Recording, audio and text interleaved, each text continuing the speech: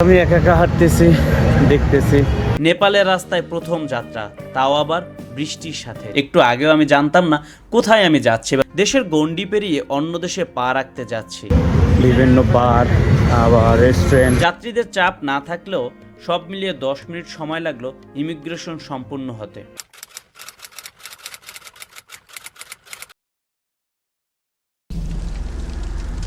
মেঘে ঢাকা হিমালয়ের চূড়া আর শতাব্দীর প্রাচীন সব স্থাপত্য।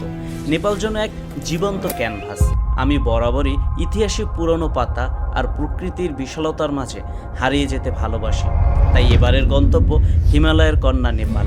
কাঠমান্ডুর প্রাচীন দরবার স্কোয়ারে রাজকীয় ইতিহাস থেকে শুরু করে পোখারা শান্ত লেকের বুকে পাহাড়ের পূর্তির ছবি সবই আমি নিজের চোখে দেখব আর গল্পের মতো তুলে ধরবো আপনাদের সামনে। কোনো এক অজানা গলির পুরনো মন্দির বা পাহাড়ি বাঁকের নৈসর্গিক সৌন্দর্য। আমার এই যাত্রায় থাকছে অনেক না বলা গল্প। চলুন আমার সাথে শুরু হোক নেপালের এই নান্দনিক আর ঐতিহাসিক এক যাত্রা।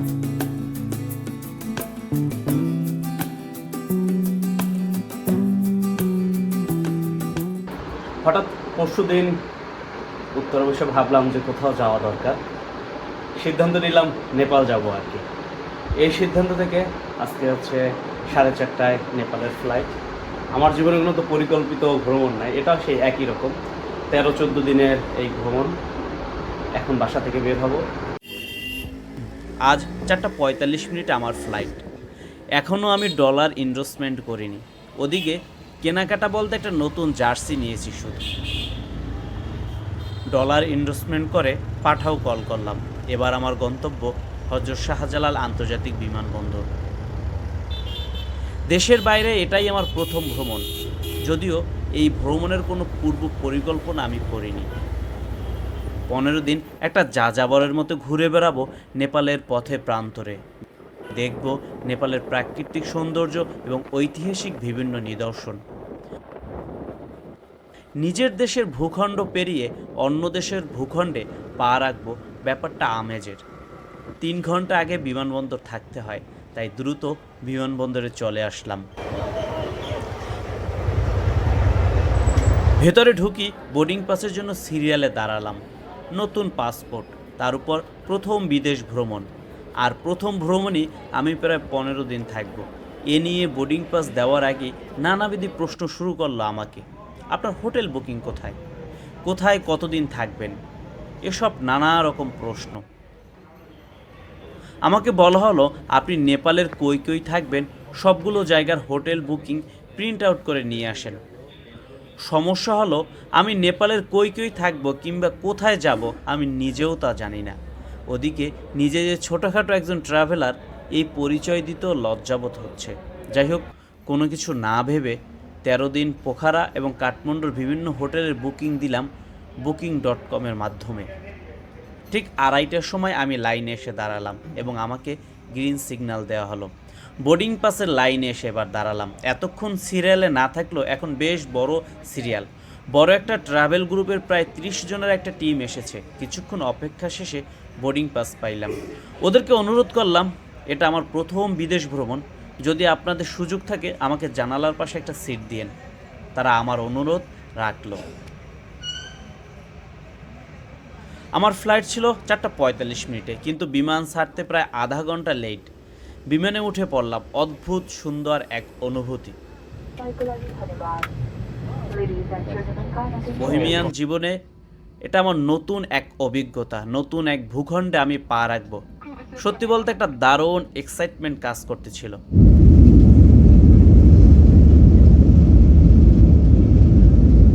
রানওয়ের ইট পাথরের ঢালাই ছুঁয়ে বিমান উঠে গেল উপরের দিকে। এরপর উপর থেকে ঢাকা শহরের দালান কোঠাগুলো দেখতে থাকলাম। মনে হচ্ছিল পিঁপড়ার ঝাঁক। কিছুক্ষণ সময়ের মধ্যে বিমান মেঘের দলের সাথে মিশে গেল। দারুণ এক অনুভূতি। দেশের গণ্ডি পেরিয়ে অন্য দেশে পা রাখতে যাচ্ছি। মাইগ্রেনের ব্যথা তীব্র থেকে তীব্রতর হতে শুরু হলো। চুপচাপ বসে রইলাম আর মেঘেদের রাজত্ব দু চোখ দিয়ে অবলোকন করতে থাকলাম। বিমান ফ্লাই করা ঠিক আধ ঘন্টা পর আমাদের হালকা নাস্তা দিল। বাদাম, জুস, ডাইজেস্টিভ বিস্কুট আর 1 বোতল পানি। এসব খাওয়া দাওয়া শেষে আমি একটু ঘুমিয়ে পড়লাম।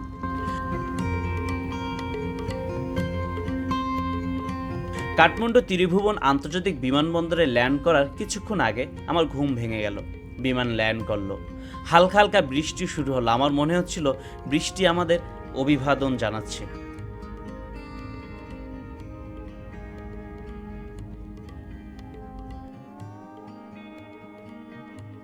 বিমান থেকে নেমে নেপালকে সালাম জানালাম। সন্ধ্যার অন্ধকার নেমে আসার উপক্রম হলো।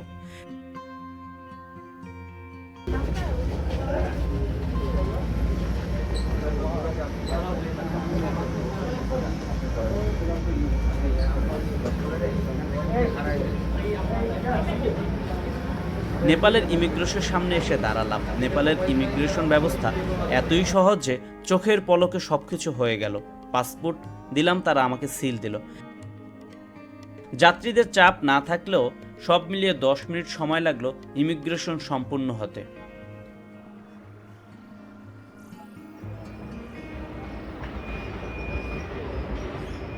নেপালে স্মুথলি সব কিছু শেষ করে এখন বিমানবন্দর থেকে বের হব। নেপালে কোনো রকম কোনো ঝামেলা নাই, সবাই একদম এতটা আন্তরিক যা বলার বাইরে। বাংলাদেশে প্রায় 3টা ঘন্টা ইমিগ্রেশনে বসাই রাখছে, বিভিন্ন ধরনের প্রশ্ন, কোথায় বুকিং করছো কি, এই সব নানাবিধি কারণে আসলে খুবই। ট্রলি থেকে ব্যাগ সংগ্রহ করলাম। এদিকে একটা অঘটন ঘটে গেল। বোতলে আমার পানি ছিল, সেটা আমার পুরো ব্যাগে সব কিছু ভিজে গিয়েছিল। এরপর বৃষ্টি আরও বাড়তে থাকলো। বিমানবন্দরের বাইরে এসে পাঠাওয়ার জন্য অপেক্ষা করতে থাকলাম, কিন্তু অবস্থা খুবই খারাপ। বৃষ্টির জন্য সব কিছু দাঁড়িয়ে আছে।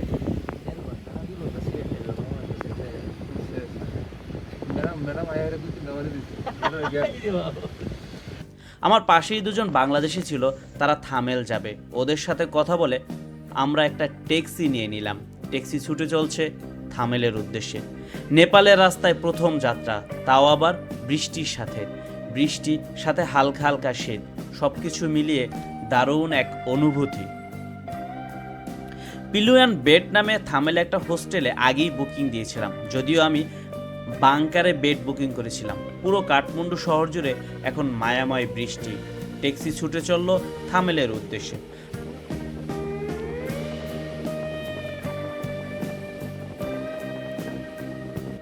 শরীর আমার প্রচণ্ড ক্লান্ত, তাই বাংকারের ওই সিটটা আমি ক্যান্সেল করলাম। এরপর একটি সিঙ্গেল রুম নিয়ে নিলাম। হালকা হালকা ইংরেজি পারি, তা দিয়ে আগামী 15 দিন চলতে হবে। আমি এখন আছি থামেলে এই হচ্ছে বেড অ্যান্ড পিলো। এই হোটেলটা একটা রুম নিলাম প্রথম দিন, সেজন্য আসলে একটা পার্সোনাল রুম নিয়েছি, কারণ অনেকটা টায়ার্ড, সারাদিন জার্নি, ইমিগ্রেশনের ঝামেলা, সব কিছু মিলে প্রথম দিন একটু রিল্যাক্স করব। এরপর হচ্ছে বাংকার বেডগুলোই থাকার চেষ্টা করব। এই হচ্ছে আমার রুম, সুন্দর পরিবেশ। এটার ভাড়া নিচ্ছে হচ্ছে 1500 নেপালি রুপি, আর কি বাংলাদেশি টাকায় 1400-র একটু বেশি। এখানে যে ম্যানেজার ছিল সে খুবই দারুণ। তার সাথে একটা আমার আলাদা সম্পর্ক হয়ে গেছে এই অল্প সময়ের মধ্যে।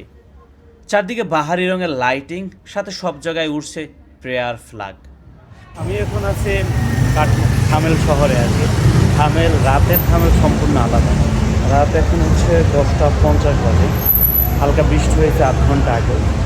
এখন আসলে ঘুরে দেখতেছি থামেলের বিভিন্ন অলিগলি। একটা রোমাঞ্চকর শহর হচ্ছে এখন থামেল।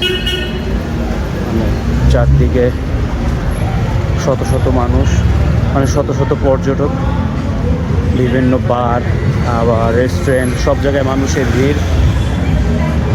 আমি একা একা হাঁটতেছি, দেখতেছি রঙিন থামেল। আর এটা আমার প্রথম ইন্টারন্যাশনাল ট্যুর, যদি অনেক হ্যাসেল প্রবাহিত হয়েছে আমার ইমিগ্রেশনে। নেপালের কাঠমান্ডু শহরটা পুরোটাই একদম গোছানো একটা শহর, সাথে পরিষ্কার পরিচ্ছন্ন, মানুষজনও খুব হেল্পফুল। সব কিছু হলে প্রথম দিনের অনুভূতি আলহামদুলিল্লাহ এখন পর্যন্ত। প্রথম দিন না তো, মানে কেবল একটা সন্ধ্যা আছে, কালকে হয়তো পোখারা যাইতে পারি, যদি এখনও শিওর না আর কি। কী করবো সেটা নিজেও জানি না। আবার যে হোটেলে উঠছি হোটেলের মানও খুবই ভালো আর কি। এই তো এভাবে চলছে ঘোরাফেরা, এরকমই আরও 8-10 দিন চলবে। এই বিভিন্ন মোড়ে মোড়ে এরকম প্যাগোডার মতন আসলে মন্দির আছে হিন্দুদের। এই একটা মন্দির, এটা অনেক পুরাতন। এই হচ্ছে নেপালের আমার বর্তমান অবস্থা। তামিল শহরের খাবারের দাম একটু বেশি, এর কারণ হচ্ছে যে এখানে তেমন কিছু উৎপাদন হয় না, সব কিছু হচ্ছে বিভিন্ন দেশ থেকে আমদানি করতে হয়। বাংলাদেশে এক হালাল হোটেলে রাতের খাবার খেয়ে হোস্টেলে ফিরলাম। রাত এখন 10:25। হঠাৎ মনে হলো আমি পোখারা মুভ করব। মার্দি হিমেল হাউ মাছ?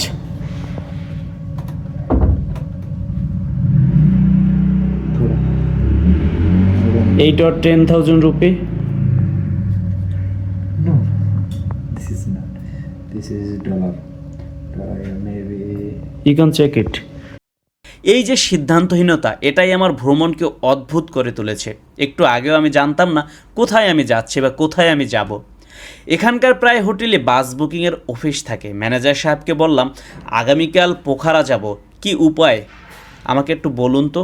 তিনি অনেক খোঁজাখুঁজি করার পর বলল একটা বাসই আছে, তবে সেটার একদম পিছনের সিট খালি আছে। তবে সে আমায় এনশিওর করলো যে পিছনের সিট হলো কোনো রকম অসুবিধা হবে না। কোনো কিছু না ভেবেই সিট কেটে নিলাম। এবার রুমে ফিরে ঘুমিয়ে পড়লাম।